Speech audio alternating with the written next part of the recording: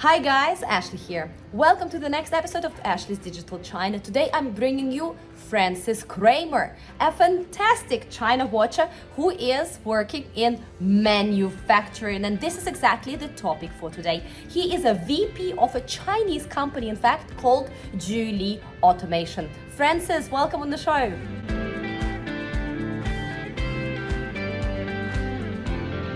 Thank you, Ashley. I'm so honored to be here. Such a pleasure to have you with us.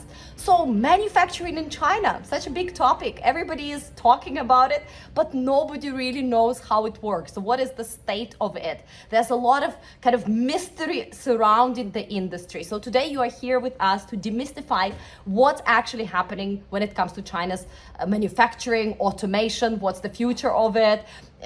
Is everybody exiting China? Is China no longer the factory of the world? So we're going to tackle all those topics one by one. Let's start with the first one. China is the factory of the world. How did that actually evolve in the past, let's say, 20 years, based on your experience? Well, the thing is like this. The international companies, they came to China to explore this market. And this started maybe 50 years ago, 45 years ago. So the Volkswagens, the Fords, and so on, they came to China. And then they brought the supply chain. But this did not only happen for automotive, it also happened for all kind of other consumer products. So then they built a supply chain in the country. And I think what we see today is the localization of this trend. So it started 45 years ago, and then the peak was about 20 years ago, beginning of 2000s. And then the last 20 years were localization. So how can this international trend be localized in a way that the Chinese companies and the international subsidiaries of international companies, that they can take real advantage of this supply chain which has been established in China? This is beautiful. And the face of China's manufacturing has evolved quite a bit, especially in the past, let's say, as you said, 20 years, right? There was a peak about 20 years ago. And in the past maybe 10 years, there's more and more manufacturing that is not really welcomed in the country. For example, my husband is working for a chemical business, and it's very difficult to get licenses, right? If you are in some polluting manufacturing. And it's difficult in some categories, and it's very, very easy in others. In your view, what industries are thriving or will thrive going forward when it comes to manufacturing in China, and which are going to be kind of behind and less welcome? Well, basically, China wants to build the most future-related products that you can imagine. And they want to do the complete supply chain by themselves. So just try to think about what is the most high-end product. This is going to be built in China. What is the lowest tech product? This is going to be built in Southeast Asia. That's it. No, and is this already happening, or is it just a dream? Is it a big slogan, or have a concrete steps in your experience been taken to actually make that vision a reality?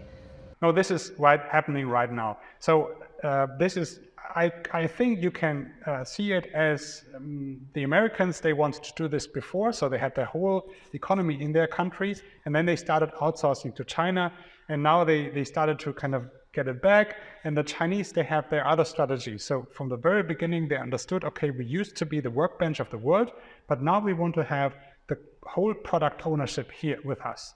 And then we're going to take this, build it, and then outsource whatever we don't want to build ourselves, but take the premium and the kind of quality ownership to ourselves. This is already happening right now. Now the challenge is, now it's China for China, but in the future it's going to be China for global. So not the low-end product that we used to know, but the high-end product, EV cars, batteries, and rockets, and all you can imagine. So is China the next Japan then? Oh yes, I think so.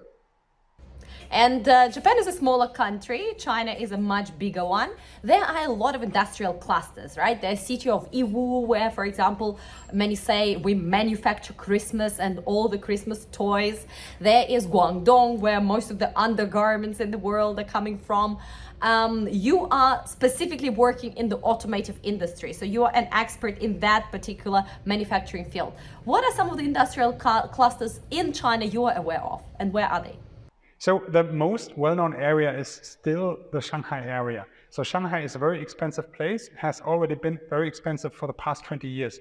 So a long time ago, they started to develop Suzhou, which is close to Shanghai, and then a lot of hubs around Shanghai. So you still see automotive, and also their suppliers in this area, especially the German-based and Japan-based suppliers are in this area. Then you got the north, which is Changchun, and there you see lots of like Volkswagen and Siemens, also many German-operated companies are doing there.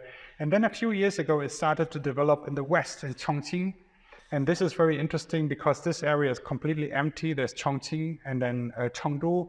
This is all now really glooming, and a lot of stuff coming there, very high-end, no dirty products at all. It's very high-end product, very, very international. And of course, Shenzhen. So Shenzhen is going to be the very expensive place where all the high tech is developed and built in this area. So Shenzhen and Guangzhou is not so far. So now the dirty industry and the clean industry, I think they're going to exchange. So the dirty is going to go to Southeast Asia, and the clean industry is going to take over the whole area out of Shenzhen and grow in this area. So these are the big hubs that I know. And this is so interesting that you're mentioning Chongqing as the cleaner manufacturing. I moved to Chongqing in 2006. And back then, in 2006, the city was famous for three things. Number one, beautiful women. Number two, the mountains, basically the night views and the mountains and the gorgeous city lines, skyline. And number three was acid rains. It has so much acid rain because of all the manufacturing, because Chongqing is located and surrounded by mountains, so that manufacturing, basically all those clouds, they were captured in that area, and it would rain like crazy. So when you look out of your window, and this is real story, you would look at your aircon, it would seem as if somebody literally struck bullets through it. That would be the impact of erosion via acid rain. And today we have all the clean, happy, clappy, and just 15 years have passed. So that's very interesting to see. When it comes to modernization of China, and you have mentioned that dirty, clean manufacturing, obviously moving out, moving in. So China is focusing on the future, building that future, robots, AI, innovation, and manufacturing also green products, both for domestic market and internationally. They are focusing quite a bit on this industry 4.0, 4.0, or whatever we want to call it.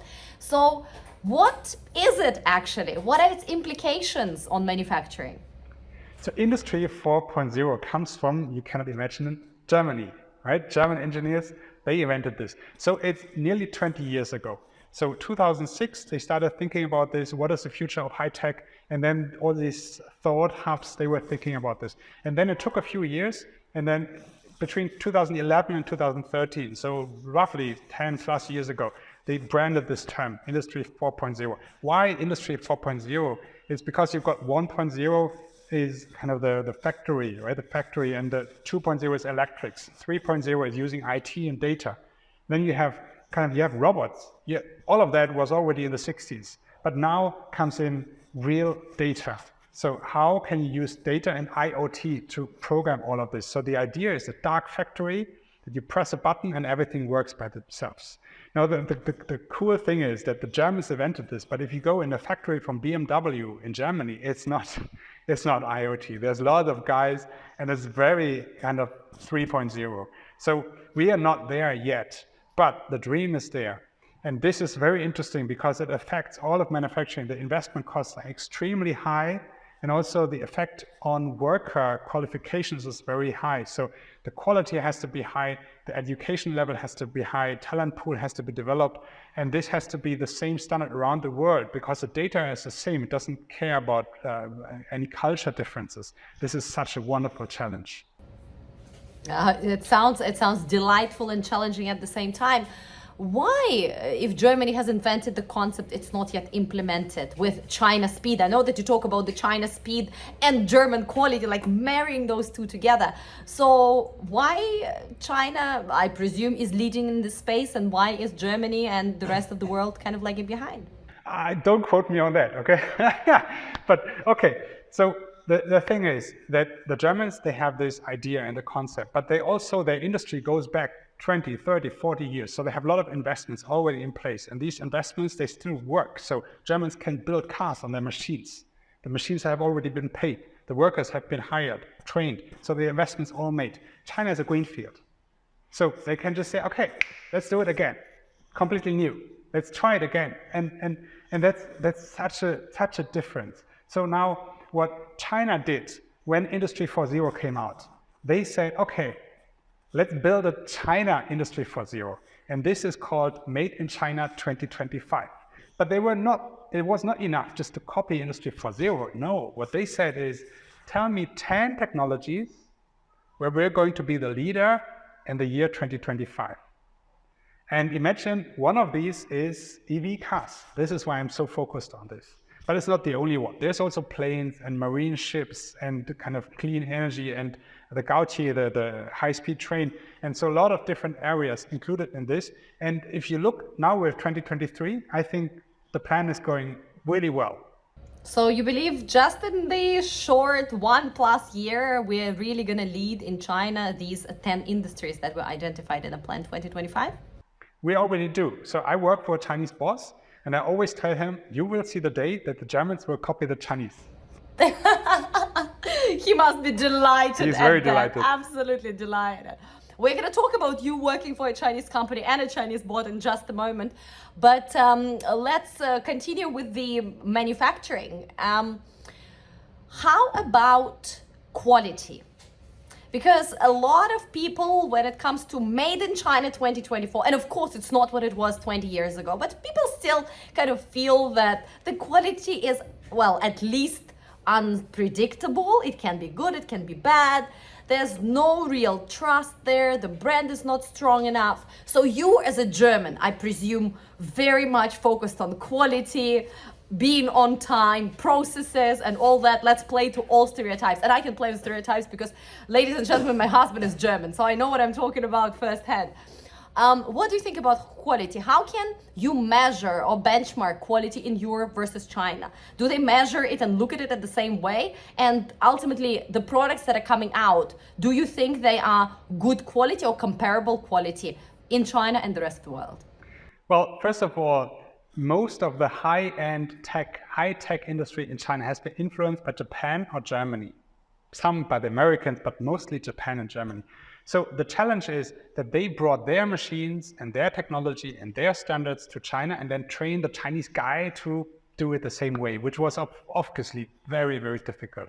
So then you have all these experts coming from these two countries and then trying to explain to the Chinese guy how to not, do it the proper way. And this has been something we have seen all these years. And it doesn't work, this doesn't work, and they don't compare, they don't check, and so on. So it has a lot to do with the whole talent education process.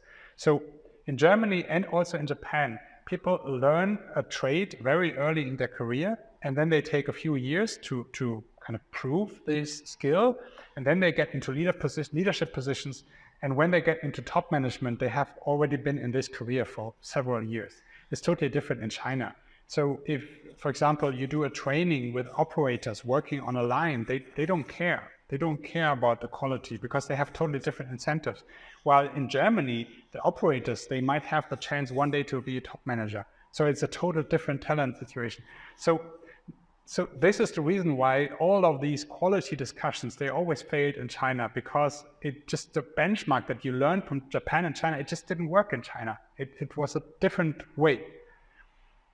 Now what's happening now is when there's new approaches and new technology, and now they're building batteries in China and they're building EV cars in China with a Chinese approach. Now they have a totally different framework, how to measure quality with data and with different approaches. And this works.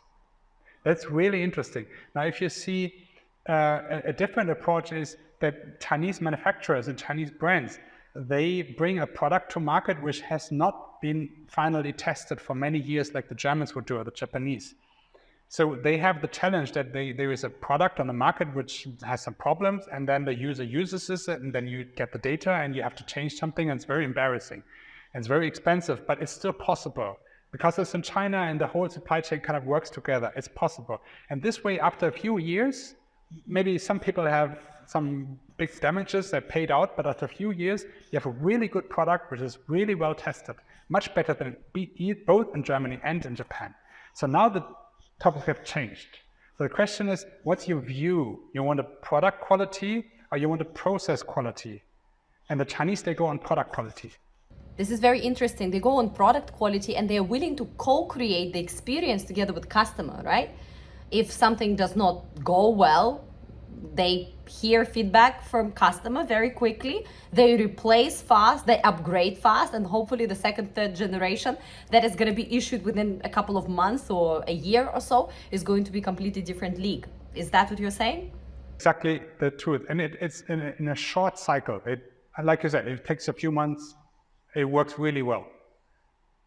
Yeah, well, it definitely works. From your personal experience, what kind of products, be it anything from cars to phones to your favorite yogurt, that you think Chinese have so far mastered that still 10, 15 years ago was not so great? Product-wise, quality-wise, brand-wise? Well, I'm using a Huawei phone. It's perfect. I think that's the best example. So the phones, they work really well. And then you can see the whole kind of high-tech software industry, gaming, and all apps that you use. It's a totally different approach to what the US approach is. They have a totally different software development process. And the whole talent pool is different. But it works really well, and it's exported already. So then, of course, in the high-end industry, you got planes, which will take a long time, and ships and so on. But the EV cars, Chinese EV cars, they're really good. And battery systems, even better. So I don't think any other country is going to build battery systems in the future because the development is too long. China has too much advantage in how to build batteries for both phones and also for cars, EV cars and buses and so on. So this technology, maybe they will build it abroad, but the technology, the process, everything will come from China. Just copied from China, like I said. Yeah, well, sounds like a very exciting version of the future. You've just now mentioned software, how unique the Chinese software and apps are, and you have said that the process of developing those is very different. So how different is it? Because cars also use software. In our daily life, we are using software. I know that you also do a lot of interviews of various China watches, so I'm sure you have an insight there that you must share. Generally, this is not very China specific. It's just the approach. Do you take the traditional software development model or do you have an agile approach? And then there's agile and agile. So there's US agile and there's China agile. So in China, because there is such a mix of a very hierarchical model in management, but also in software development teams, there's total chaos. And I don't know exactly how this works, but they're extremely fast. And they have access to software developers for much lower cost. And so the way they work is just very impressive. Now the challenge will be, I guess that most of this is developed in Chinese. So if they want to take this overseas and then change the language, change the colors and train maybe Indian guys or I don't know, people in Eastern Europe to build this, I don't think this has happened yet. And this will be the next challenge, how to export China-made software to other countries, like it has been from Germany or US. But this will happen. And I'm pretty sure that there will be a lot of advantages. But this is the next challenge, how to take a Chinese product, a Chinese process, and then explain it to overseas markets. Absolutely. And I have a bit of insight here. Very often when it comes to developing, let's say, software, or even launching a new product within ecosystem, because many Chinese tech companies operate within integrated ecosystem or partnership ecosystem. So they launch out a few competing teams. For example, if we are to establish a new Alipay, we don't just go with one department and we call it new product development. We are building a super app and we want to have a payment and we want to have kind of corporate social responsibility there, and we want to have chat option, No, they say, let's launch 4 companies that are trying to build a super app, and let's give them resources and let's get them compete internally. And the winner takes it all, the others just die out on the way. So it's very, again, different companies take different approaches, but competition is used quite frequently. But very exciting. And EVs, right? Right now we hear that BMW and I think even Volkswagen are planning to build their research centers in China, right? I think a couple of months ago, it seems that Chinese car makers just suddenly woke up from the COVID dream to find out that Chinese EV cars are actually much better than they thought they would be. And consumers are responding to them very, very positively. And right now, suddenly, everybody realizes that to build the future of mobility, we will not be building it on German roads, right? We're going to be building them in places like China without legacy systems. What's your take on that? Chinese car makers, German counterparts and Japanese counterparts. What's the future there? Does BMW and Volkswagen actually have a chance? Well, they have all of these German brands and also Japanese brands. They have a very good branding. And it will take a long time to kind of kick out these brands. So especially people who have money, Yotian in China, they will search for German cars and Japanese cars. So the challenge now is how can you close this gap, and which is the consumer brand for which industry? Tesla was the most smart company of all. So they came in and then they kind of claimed the EV spot. So EV is Tesla. And then they reduced the budget to go from super premium like BMW, Mercedes, down to the mid-level management like Volkswagen, right? And this was very successful. And then they even lowered the price. Now they have Model 3 and Model Y. It's very competitive. So this can be considered as a new Volkswagen. So Volkswagen has a very difficult situation because of their price level. They have to compete with Tesla, no chance.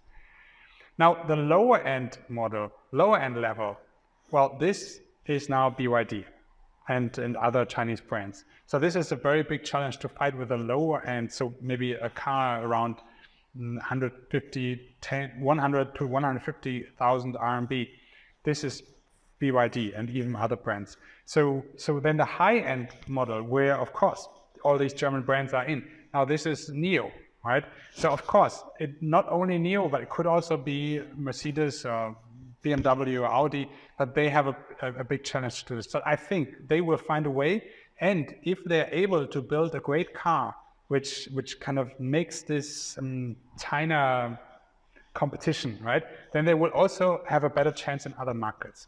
So what we saw in the past is that all of these German companies, they were afraid to export their best technology to China because they had their joint venture partners. So they thought, okay, we get the technology to China and then we lose it to the technology partner, to the joint venture partner.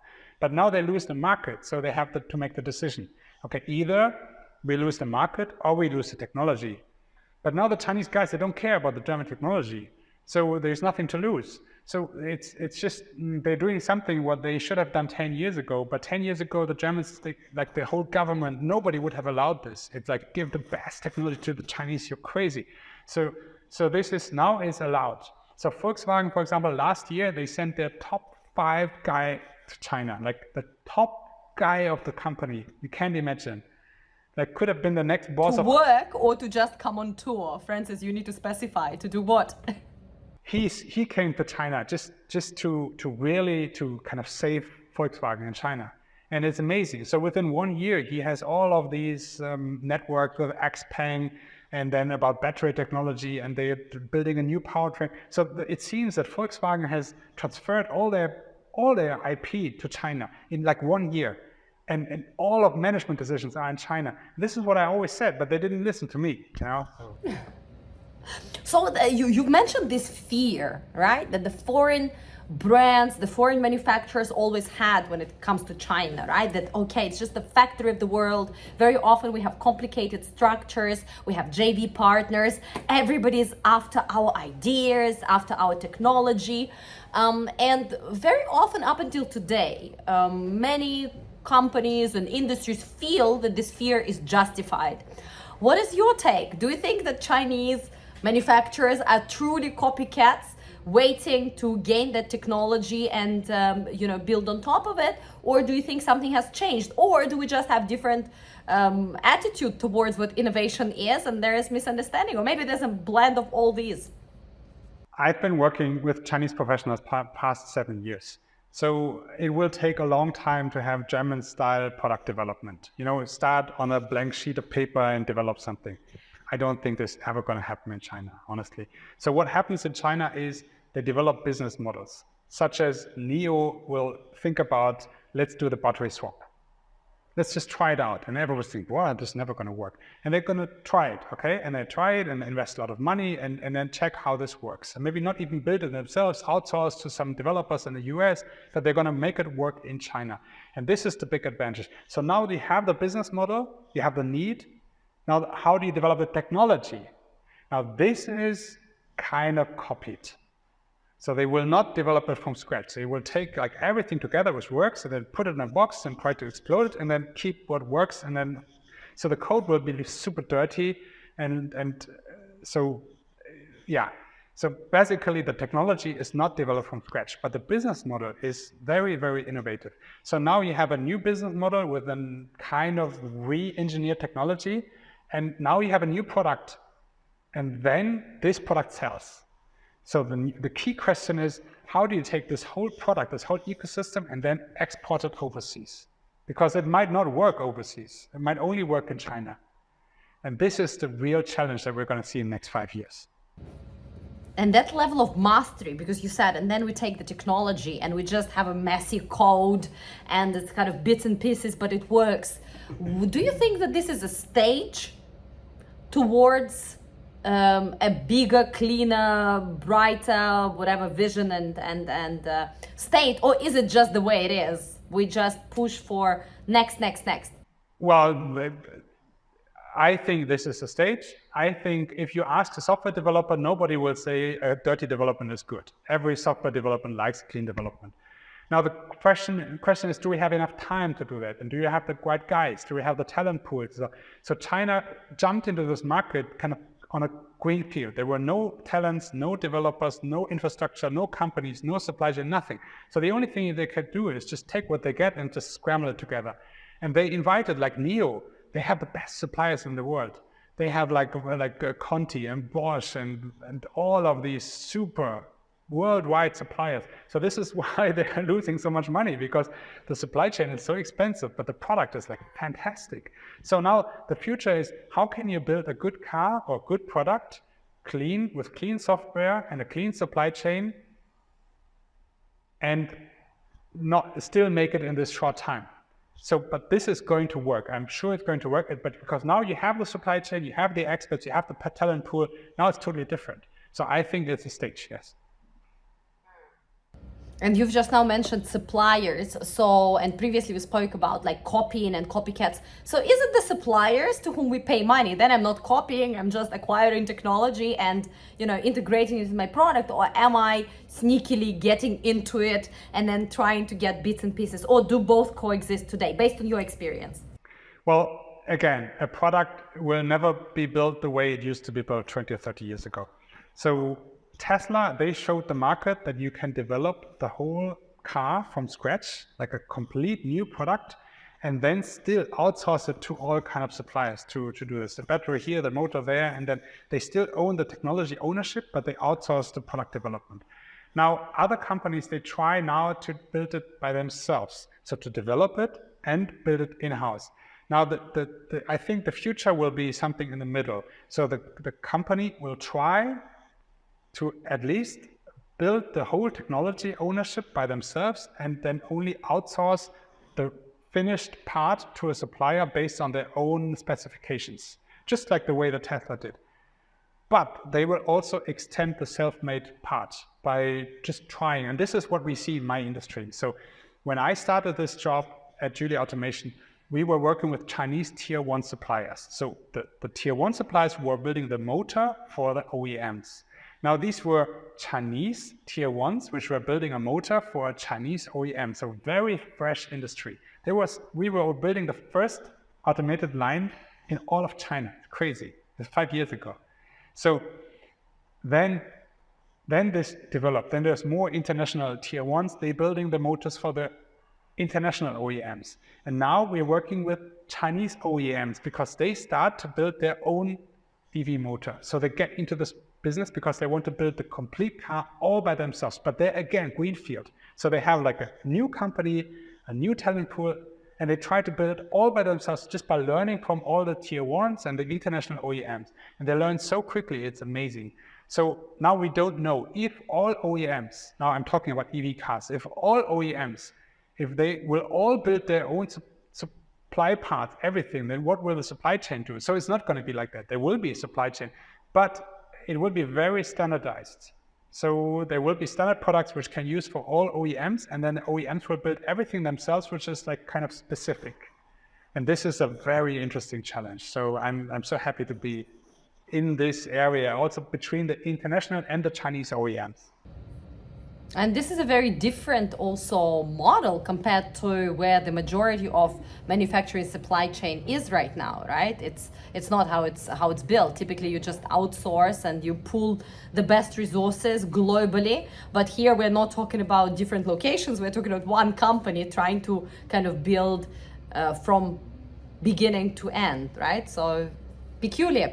And what is the reason for them to do that? Is it because there's lack of trust? Is it cheaper? Is it just about educating yourself to see how maybe some new ideas or inspirations come in the process of you working from 0 to 1? Well, basically it's quality. So you can build the best, if you can control the quality of the product, also in the after-sales process, then you will have the best quality of the product. So the question is always, how can you make this cost effective? So if you can only build so much parts, but the supplier could build for 3 or 4 or 5 OEMs and he can scale the cost, we'll have a lower cost. So if we can manage this, lower the cost and increase the quality, then this is what every OEM wants to do. It's not easy, but they will try it this way. Very cool. Now let's look at what's happening right now in a bigger geopolitical stage, which has direct impact on manufacturing and businesses. Decoupling, right, or de-risking between China and the US, or let's say China and the collective West, is happening right now. China is still considered the factory of the world. So how will this trend of de-risking or decoupling from China will actually impact its status? Are we still going to be interconnected, or are the supply chains totally moving out to Southeast Asia, and the doom and gloom that sometimes we see in the media that, oh my God, China, first of all, market is not performing well, so foreign brands are not going to be selling in China so well. And number 2, China is losing its feet kind of on the ground when it comes to manufacturing. Yeah, what's your take on that?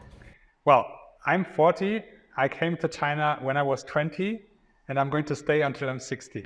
So there's 20 more years where China will really be kind of the center of the world for manufacturing. I'm really sure about this. Now, like I said before, it might be, or it will be, that dirty industry will go to other places because it's just cheaper and reasons. But for the clean industry, it's very, very difficult to build this supply chain in other countries, other markets. Also, there's no other market which has both the demand and the supply chain. So you can find a supply chain, but then there's no market. You can find a market, but then there's no supply chain. So China has a very strong position. Now, you have the political problems now, and all the other countries there will make it really difficult to work with China. And I personally think we will find solutions to that. So now there's customs in the US. We pay 25% tax customs to sell our machine to the US.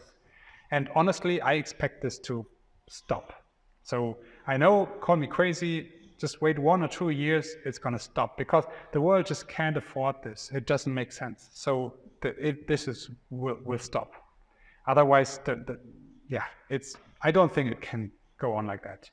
This is this is cautiously optimistic, right? When everybody is talking about the systems being more and more polarized and non-connected, and more and more tariffs and more complications. You are talking about in a couple of years it's going to potentially get better because we need each other. Do I understand correctly? We ultimately, as a world, we need each other. We cannot afford the difference. So now everybody is starting with Germany. They are thinking about the tariffs and kind of punishing the Chinese brands. But in the end, it's all hurting the consumer. And what we see now is that there is less investments in China, new investment. It means that there is enough capacity. So China, they have the capacity to build great products for the whole world. So just let them, you know. Of course, you can try to fight them, but then the consumer will be angry because they pay the price. So eventually there will be pressure and this will all stop. Call me optimistic. Well, if your vision of the future is indeed the reality, we are all up for a very exciting next few years. I'm just looking at some data, and in fact, when it comes to global supply chain, China is the key node globally. Today, 27% of global supply chain is coming from China, and the other 10 economies where everybody is kind of diversifying too, together constitute no more than 8.1%. So that is why, again, this kind of de-risking, decoupling, moving out manufacturing supply chains is a long, lengthy, painful, and likely very, very expensive process. So I'm glad that there is a beacon of hope that maybe it's actually going to motivate us to start talking again and building bridges rather than burning them. Exciting. Now, when it comes to Chinese innovations, we kind of touched on them already, but what do you see in the field? You've mentioned that Chinese innovate a lot of business models, and then the challenge is actually taking those business models outside of the country, because very often they were also built specifically for the country, right? There is a consumer problem that we're solving, you know, in China, and there might be a completely different reality in the rest of the world. So in general, Chinese innovations, where do we stand and what's to come? I did see a lot of innovations since I'm here. The best example, I think, is still the NIO story. So I have German friends who drive NIO, and they think the car is just amazing, like the best car in the world. And the price for value is fantastic. And you've got the battery swap and so on. So this is really good. And again, what I say is it's good because the Chinese pay for it. I mean, they lose money with every car that they sell. So this is not sustainable, but look, if they can solve this challenge, then it's great. And if there's a way to use a NIO in Germany and in France, if we can find a way to do that with or without battery swap, it will be great for the whole world. So this is a great innovation. There's a whole with a whole phone thing, and there's like how to like even what you don't see yourself, the battery systems. It's amazing what kind of batteries have been built in China. Now they're building battery factories all around the world, in Germany and in France, and to just comply with all the demands from other battery OEMs or the EV OEMs. And this is innovation from China. It's not a new idea, but in this scale, to build a complete plant which can build so many battery systems at low cost and has a whole process how to do that, it's an innovation. It's really great. And so, like I said before, it's not a product like a real technology innovation, but in the system, what the Chinese build around it, it's a real innovation. Makes sense. Now, let's move to the exciting part, another one which excites me very much. You've been working for a Chinese company for quite some time. Your company is very local. Let me just summarize. Zhuli Automation is a leading provider of EV hairpin motor and automotive small motor assembly lines, which is very, very technical. You need to translate it into proper English and tell us what it is actually the company do. And why have you decided to join your Chinese boss on this exciting endeavor? And how has been your experience being one of very few Laowais at the top? Well, my role from the very start was to build this Chinese family-owned company as the worldwide market leader. And it worked out. So while I started, we were just in the stage of changing from small motors, which are like the motors for the wiper in the car and the seats, you know, moving the seats and all of kind of small motors in the car. And then we were thinking about how to enter the EV market, building the traction drives. So the real most important part of the car. Then we had the chance to build the first machine. And now we have sold more than 30 machines, and there's a worldwide market of about 100 machines for this, because you need 1 or 2 or 3 machines to build the whole demand for one OEM. So it's a very, very small market, but we are the worldwide market leader now. And the challenge is we are focused on China, okay? So most of our business is in China, But because China is the biggest market, it also means it gives us a lot of chance to grow with the Chinese supply chain, to go overseas, and we can just follow them, or we can also use the technology we have built here to offer more cost-effective and high-quality lines to maybe Eastern Europe. This is our next step. So this is my role. So when I started this, I had a sales team of just two people. I just thought, okay, where's the camera? It's amazing. And then the Chinese boss, and they have really tight guanxi. They have been working together for 10 years, and they call each other like a Zong, right, director, but they're very close. And then I got into this, and I tried to just establish an international key account system where one person is responsible for one customer. And we've had one lady who's been hunting one customer for the past 4 years, and she still hasn't had a deal yet. But this is international key account, and this is how it works. You work on something for many years, and then one day it's going to work. And the Chinese style would be just to do it something here, something there, but this doesn't lead to long-time success. So this is what I've been doing, and I'm really convinced that the next step for us is to really transform this company into like a German process quality company. So we're tidying up inside. I'm leading this project, and we're also going to Eastern Europe now, because this is for us is kind of the bridge between China and Europe is Eastern Europe, especially Serbia, maybe Slovenia, this area, Hungary. So we're going to start there and then explore all these areas where the German companies, where they invest. And I'm working hand in hand with my boss, and I only talk English to him. So from the very start, we always talk English. I also only talk English to my team. But once there is a management meeting or there's meetings with other managers in the company, anyone else, or customers, suppliers, then it's all Chinese. And believe me, I sit in these meetings and don't understand anything. Now I can have keynotes in Chinese, like I can do Chinese keynotes. It's amazing. So I'm going to an event with 400 guys, all EV, and I do the keynote about battery technology and motor technology in Chinese. It's amazing. And this is all thanks to this boss who hired me. So this is, for me, it was a real growth journey. I'm so happy for this. And how was the integration? Because you came in basically as the foreigner who was leading the company into this new vision, right? But was there a bit of pushback? Like, no, that's not how we do things here. No, we have wuxiu, we switch off the light and we sleep for 2 hours during lunchtime. In manufacturing enterprises, that's very, very common. So how was your experience on a kind of day-to-day basis? Well, I think the challenge is different than you imagine. It's not this kind of challenge. It's rather, well, people, it's very German actually. People are used to some kind of working, and then it's new, it's different, and then they just don't like it. Yeah. So what I did is I tried a very simple approach, which is, guys, you now have two bosses. You have me and you have the big boss. So the boss is always right, but if the boss is not here, then I'm right, okay?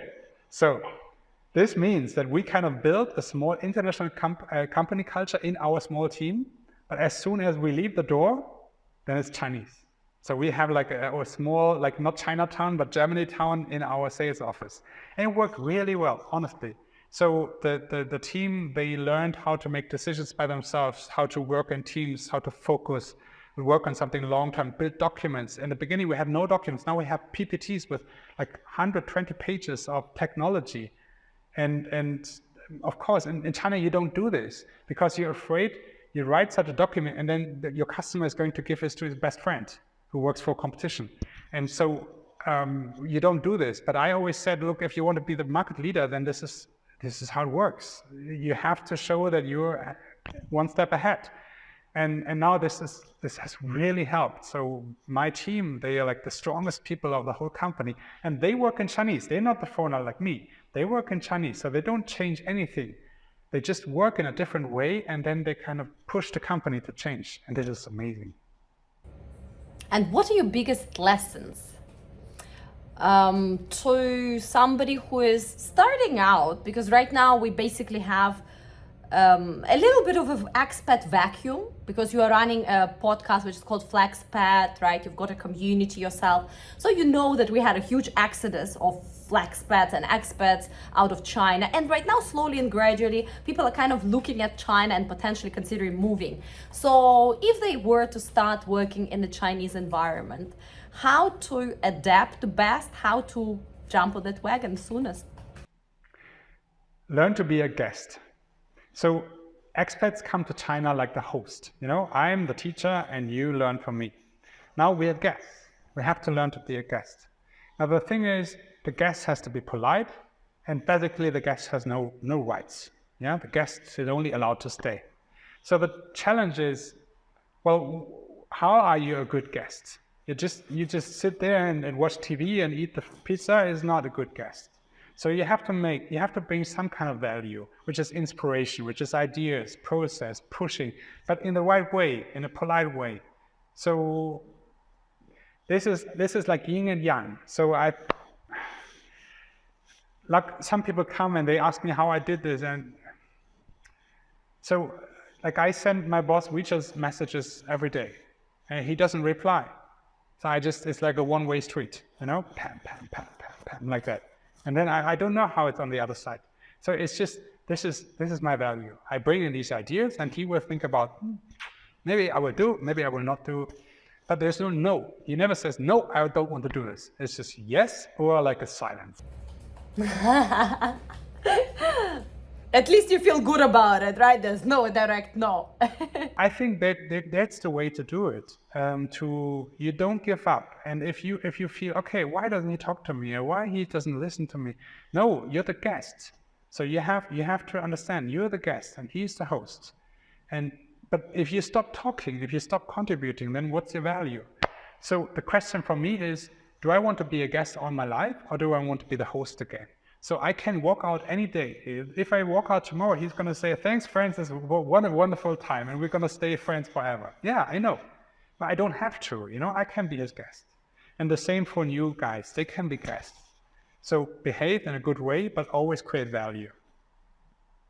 This is the way. This is a good mindset to adapt into anything, whether you join a new enterprise in a new country or company.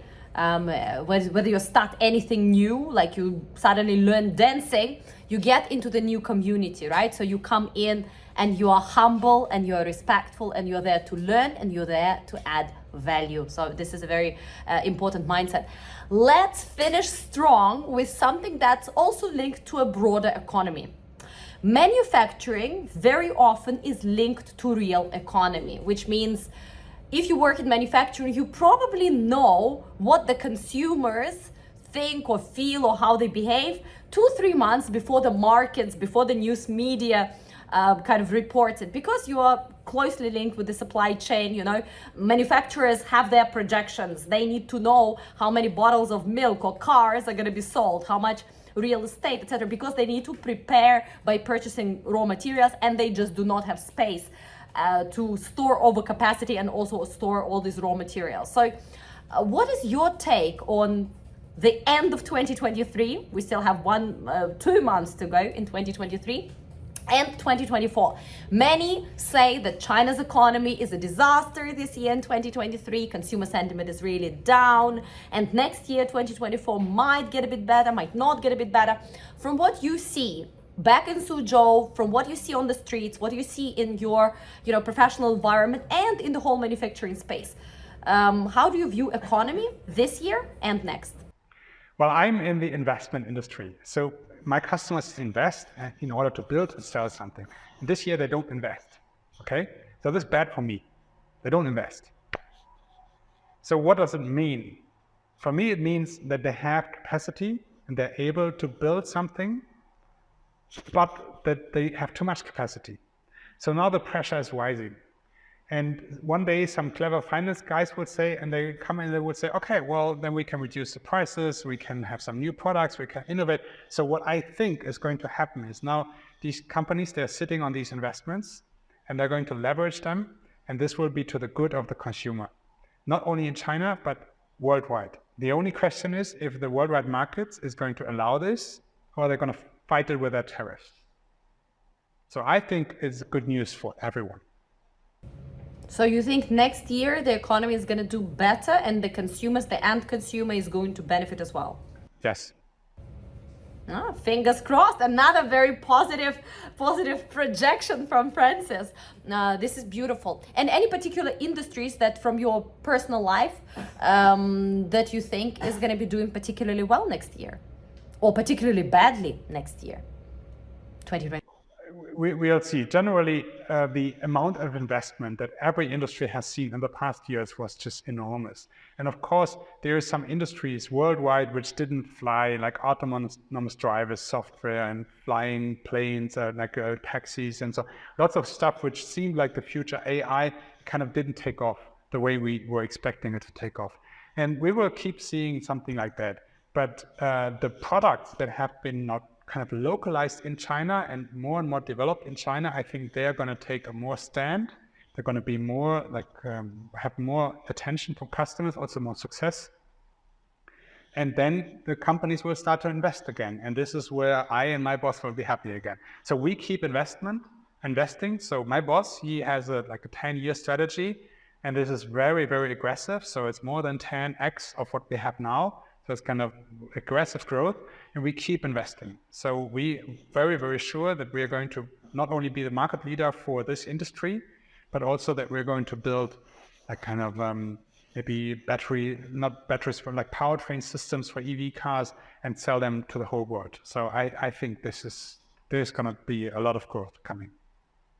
Very exciting. The automotive industry, even though it was not doing very well in China in the past couple of years, I'm actually looking at some data which says that there's potentially another threat to the industry itself, which says that over 150 million Chinese have a driving license without car ownership. And that was data from 2022. Do you think that a lot of Gen Zs are kind of interested in cars, interested in self-driving kind of tours, right, when they go domestic travel, but either cannot afford or do not want to afford a car? And does it mean that our future of mobility will not be about individual car ownership, but it will be about some sort of carpooling, car sharing, smart cities, public transportation as a car?